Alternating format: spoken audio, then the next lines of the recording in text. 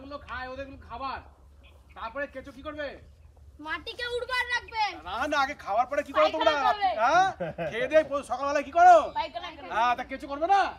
তাহলে কেঁচো কিন্তু পরের দিন কি করবে? পায়খানা করবে। সেই পায়খানাগুলো কিন্তু আমাদের সার। তাহলে কেঁচোর পায়খানা হচ্ছে আমাদের সার। কি সার? সবজি চাষ করবে, ধান চাষ করবে, গম চাষ করবে, সেই চাষে তাদের আবার খাবার লাগবে। তাদের খাবারটা কোনটা? ওই যে কেঁচো পটি করলো, পায়খানা করলো, এই সারটা ওরা ওখান থেকে দেবে। সাধারণ ব্যাপার কিন্তু তা নয়। এর মধ্য দিয়ে আমরা যেরকম একটা শিল্প, ডেয়ারি শিল্প প্লাস সার, জৈব সারের প্লাস বিদ্যুৎ, তিনটে ইন্ডাস্ট্রি এর মধ্য দিয়ে কিন্তু সমাজে বিভিন্নভাবে চলছে। এই বিষয়টা আমাদেরকে লক্ষ্য রাখতে হবে যে এই কেবলমাত্র গরু প্রতিপালন বা কিছু গরুকে রেখে দিয়েছে, দুধ বিক্রি করছে, এই ব্যাপারটা নয়।